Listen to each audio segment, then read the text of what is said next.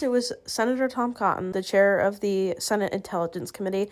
Now it's the chair of the Senate Judiciary Committee, Chuck Grassley, that is regurgitating false claims that CODEPINK is funded by the Chinese Communist Party.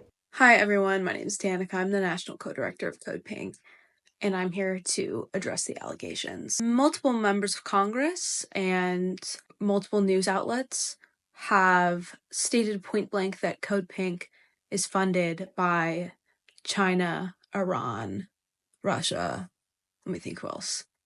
They've said a lot of people. Just add new ones every day. So let me just say we're not. We're not funded by foreign governments. We pass IRS audits. Oh my God. And if elected government officials were actually concerned about us being funded by foreign governments, then they would have shut us down by now because we are a registered 501c3 nonprofit. I've never been to these places, and I don't think I know anyone who's from there and lives there at the moment.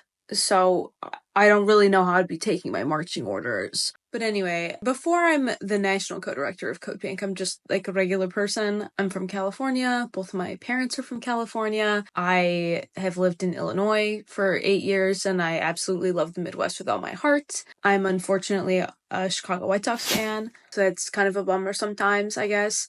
I like hanging out with my friends and reading. My grandpa was a World War II veteran. I like going on long walks.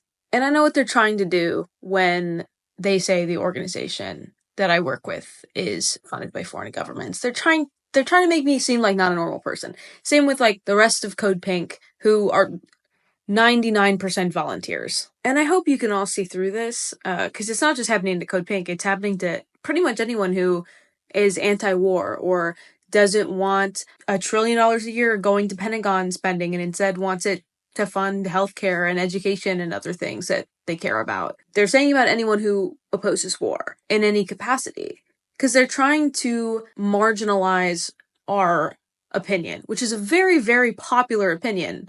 Most Americans don't support endless wars. So if you, like CODEPINK, say, I think we should probably do diplomacy with China because they have nukes and we have nukes, and maybe we shouldn't go to war with China, maybe we should work together on addressing climate change.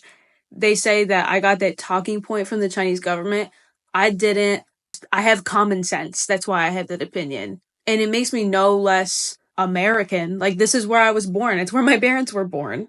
And you see the same thing happening to the students who are under attack. They're saying that because they don't support what Israel is doing, that they must be funded by Hamas. It, like, logistically doesn't even make sense.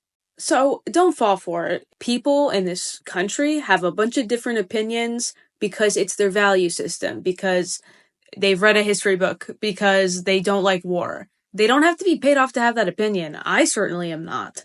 At very best, all this does when members of Congress are insisting that anti-war activists are funded by a foreign government or terrorist organization, whatever they're saying about us, at best, it silences us and marginalizes us and makes us seem like people who shouldn't be trusted or don't have valid opinions.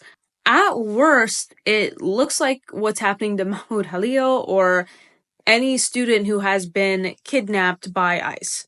So what they're trying to make it seem like is that opposing U.S. wars and militarism is inherently un-American.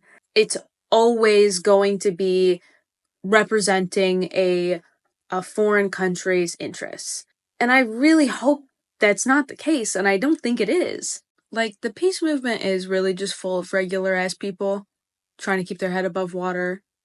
And I do think that, maybe I'm naive, I don't think I am, but I think most people I meet, and I've been all over the country, and I've talked to people about peace, and I've talked to them about war, and I've talked about the genocide in Gaza. And most people I talk to have a heart, and they're not okay with the images that they're seeing out of Gaza. So Tom Cotton and his fellow members of Congress, Democrats are saying this about us too, they can try and marginalize us and other anti-war voices and other anti-genocide voices, but in reality, it's the majority of Americans don't want more war. They don't want, 6 more F-35s added to the Air Force fleet. They want healthcare, they want peace. It's not un-American to care about people. And they can say what they want, but none of it's true. And the impact of their lies is just whether you end up believing them or not. And to be honest, I'm not even worried about us. They've said this shit about us before, and I thank everyone who has stood with us and against this crazy bullshit. But I am worried about students who have a precarious legal status in this country, who are going to be targeted by lies like this. So even if you could care less about Code Pink or me or whatever, at least have a heart for them, because there's going to be a lot more people affected by this and these lies than just us. So, we're not funded by China. If anyone wants to Venmo me $20, let me know. Just kidding. I'm kidding. Unless